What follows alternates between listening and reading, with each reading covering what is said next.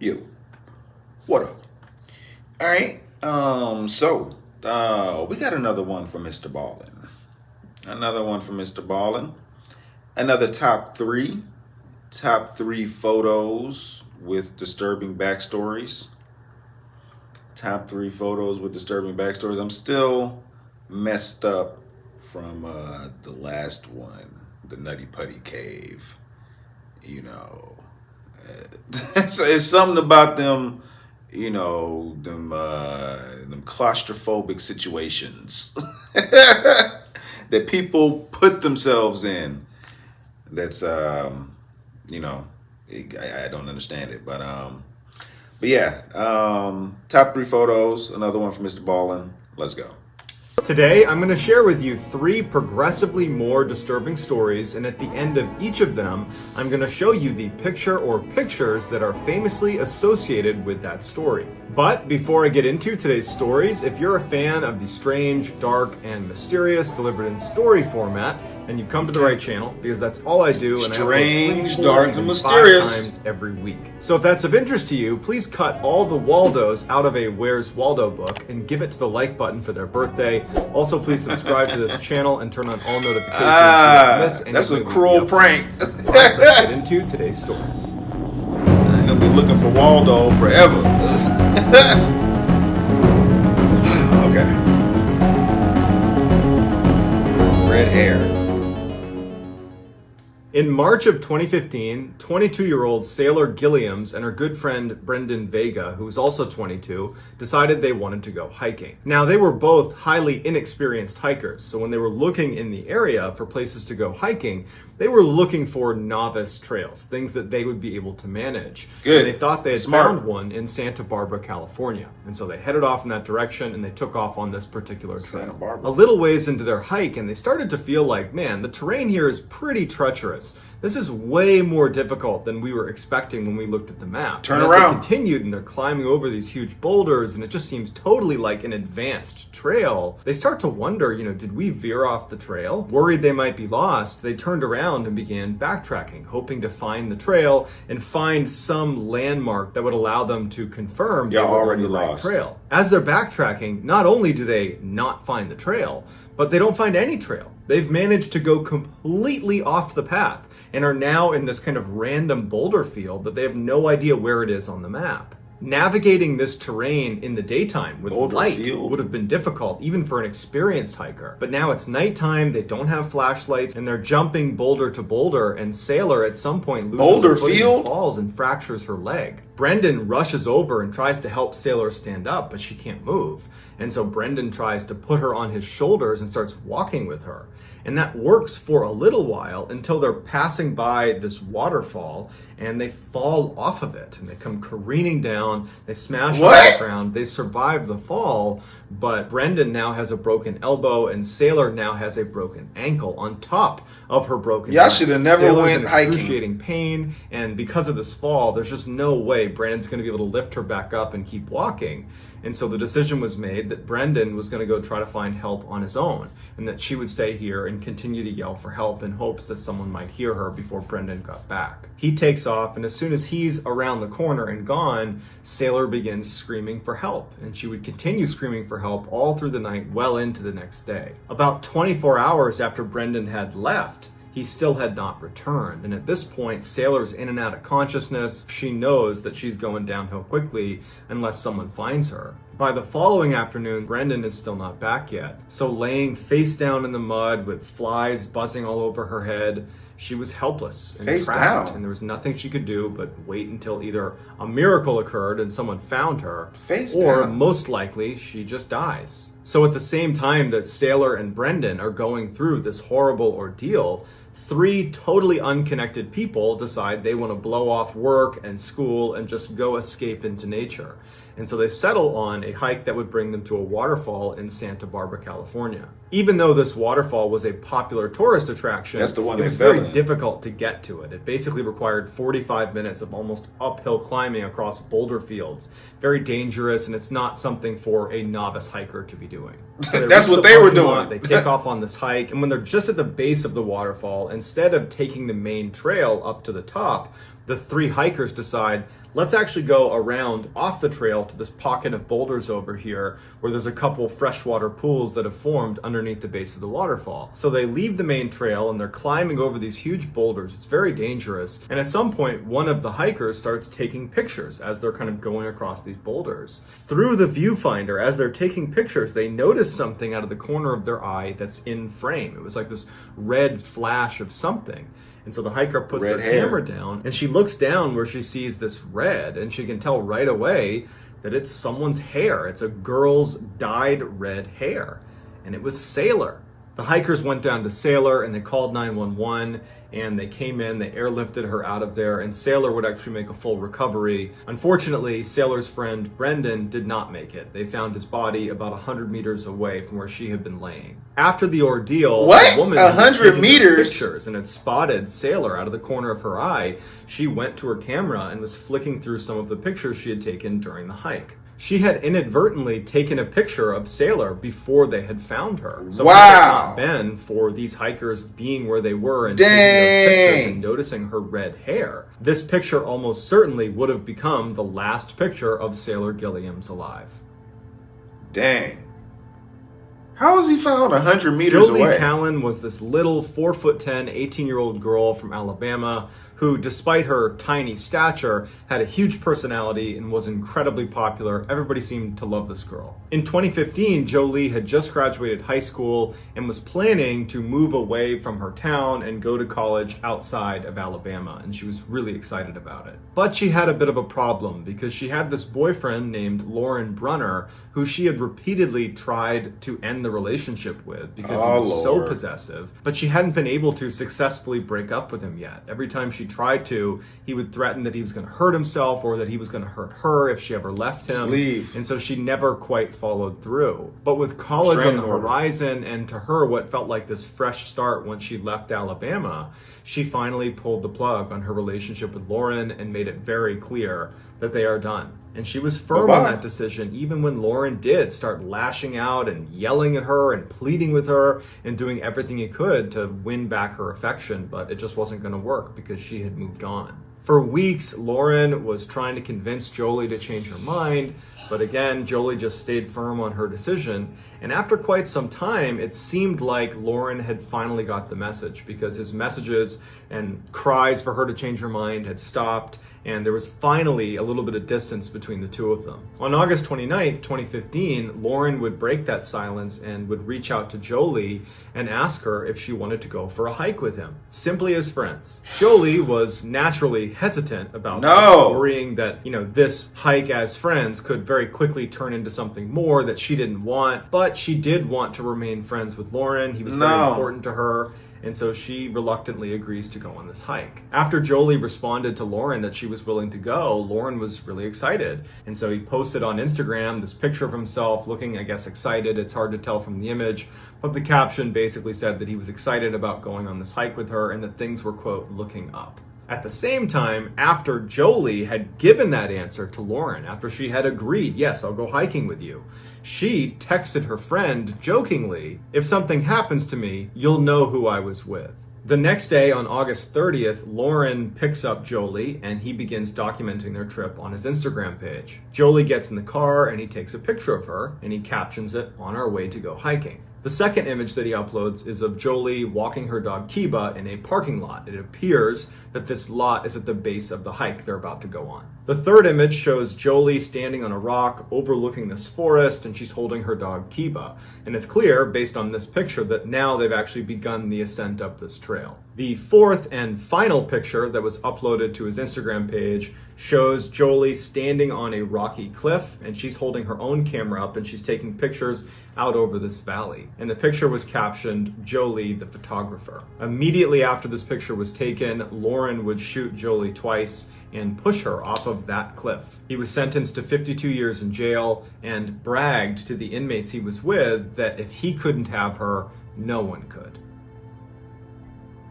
Leave him alone. In November of 1961, a wealthy doctor named Arthur Duperrault chartered a luxury yacht called the Bluebell to take he and his family from Fort Lauderdale, Florida to the Bahamas. Along with his family, which was Jean, his wife, his oldest son Brian, who was 14, Terry Jo, who was 11, and Renee, who was 7, Arthur also brought along Julian Harvey, who was a close friend of his that he had hired to be the captain of the ship. And Julian was going to bring along his wife, who was named Mary Dean. And so on November 8th, 1961, the Duperraults and the Harveys set sail on the Bluebell, and by all accounts, their trip was going extremely well. But on the 5th night of the cruise, Terry Jo was down in the sleeping quarters of the Bluebell when she woke up to the sound of stamping sounds and screaming coming from above. She was so scared about what could be going on up there that at first she didn't do anything. But eventually she summoned the courage, got out of her bunk, and she kind of slowly made her way up the stairs and poked her head out onto the deck. And immediately she sees that her family is lying on the ground. They're all deceased. As Terry Jo is frozen in terror, Julian Harvey comes running up to her and tells her to go back down into the sleeping quarters. And so, not knowing any better, she just turns around and runs back down to her bunk. But as she's sitting there, she sees that water is flooding into the Bluebell. She can't stay down here or she's going to drown. So Terry Jo goes back up the steps, she goes onto the main deck, and she sees Julian Harvey, who's standing over the edge of the boat. And she yells to him and says, "Are we sinking?" And he looks at her and he just says, "Yes." And then he promptly jumps over the railing and swims to the lifeboat that had detached from the Bluebell and was drifting away. He climbs onto it and takes off, abandoning her on this sinking ship. Unbeknownst to Terry Jo, was the reason the Bluebell was sinking in the first place was because of Julian Harvey. When he was hired to be the captain of the ship, he used this as an opportunity to bring his new wife out with him and then kill her and collect on her insurance policy. Because in her life insurance policy, there was a clause where he would get double the amount of money if she died in the case of a freak accident. But it's speculated that while he was attacking her, one of the Duperraults had seen him doing it, and so in order to cover his tracks, he had turned on the Duperrault family. And so while it's not entirely clear why he didn't just finish the job with Terry Jo, it seems like when he jumped over the railing and took off with the lifeboat, he must have assumed that Terry Jo was going to sink with the rest of the family, and then there would be no more evidence, no more witnesses. So 11-year-old Terry Jo, as she's standing on this sinking ship, she snaps into action. She remembers seeing a cork float that was pinned up against one of the walls of the ship.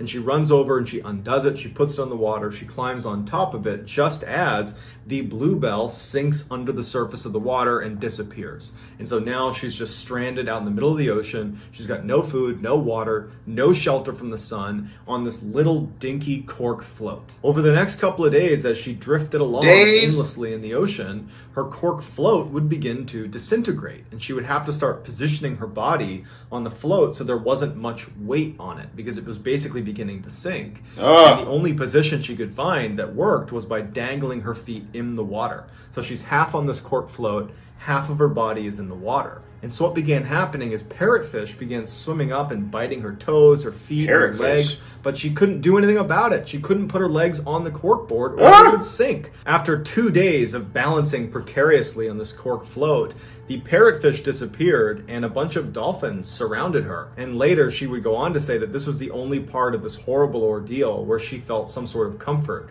These dolphins just swam around her and almost formed a protective barrier around her that kept the parrotfish away and kept other predators away from her. On November 16th, 1961, 84 hours after the Bluebell had sunk, a Greek freighter actually spotted Terry Jo. Amidst all the whitecaps, they were able to see this little girl on a float, and they drove over, and there she was. And initially, when they went down to try to get her, there was so many sharks swimming around her that they had to be very careful. They didn't accidentally knock her into the water, where she might be eaten by sharks. But eventually they were able to get Terry Jo into their basket and pulled her up onto the ship, and she would make a full recovery. She lucky to be alive. As for Julian Harvey, he had made it back to shore and had told authorities that the Bluebell had caught on fire and that everyone had drowned except for him. Please. You know, he had done his best to save them, but he was the only one who could get out. And as luck would have it, he was literally in a police station giving information about what happened when the police were informed that Terry Jo had survived. And the police, they turn to Julian and they say, Terry Jo survived. She's in the hospital. She's going to make a recovery. What? And Julian was said to have gone totally ashen in the face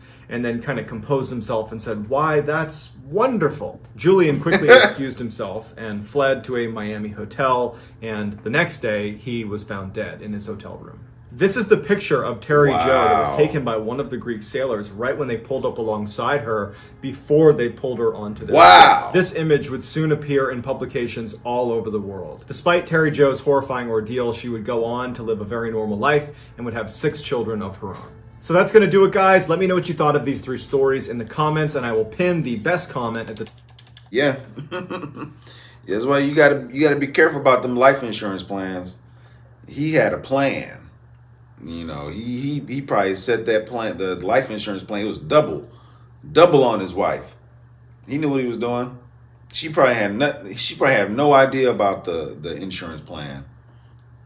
It's crazy. Evil. Just trying to get money. Just trying to get money, dude. And then you dumb. I mean, you know, if you're gonna go through it, you need to go through with it all the way. You just gonna leave her like she ain't gonna fight. Like 11 years old, nah, I guess I'm surviving. Like, you know, I'm gonna do my best to survive at 11. You know, I can swim at 11, and she knew what to do. She like MrBallen said, she went to action. She jumped into action. It's exactly what I would have done. Yeah, 1961. Wow. Yeah. Then the second story. Just leave him. You know, leave him, and then leave him alone, or leave her and leave her alone. Whatever the case is. You know, she knew he was crazy. She knew she needed a change. But she felt sorry for him. It seemed like she felt sorry for him. And she went to go hiking. And at first I was gonna be like, oh, he just pushed her off the cliff. Like, no, he shot her twice and then pushed her off the cliff.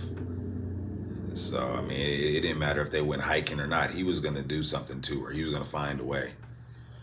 You know, man. Maybe there's nothing she could have done. Maybe if she would have just ignored his calls or ignored his text, he would have went over to her place and broke in, or, you know, waited in her place until she got home from work or out with friends or something, or, you know, ran up on her when she was getting into her car or getting out of her car. You know, it's so many vulnerable situations that she will be in, you know, where she's not protected. That if he wanted to, he could do anything. You know, it's crazy people. Maybe get yourself a gun. Get yourself a gun. All ladies, get yourself a gun. Get yourself a weapon, taser. Get something. You know, so some type of protection. Maybe it wouldn't have helped her here. Maybe he shot her in the back, and she didn't even know it was coming.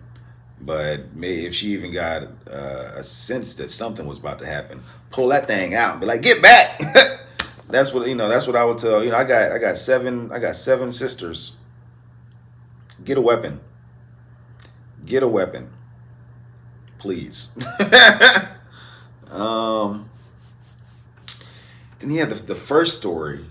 I mean, if you don't hike, if you're not a good hiker, don't go hiking. Like, I don't understand how they got deeper and deeper in the woods and in the wilderness till you're in a field of boulders.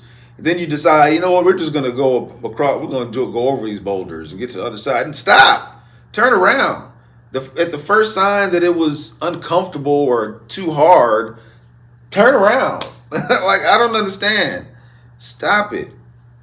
You're doing this to yourself. And then some hikers with just a little bit more, well, not a little bit more, with more experience found her. You know, they do that all the time. They go to that waterfall all the time. Somehow y'all fell in. How y'all fall in a waterfall? I don't understand. Jeez. My goodness. And then the dude, her friend, the redhead's friend, the girl with the red hair's friend, was found 100 meters away. His body was found 100 meters away.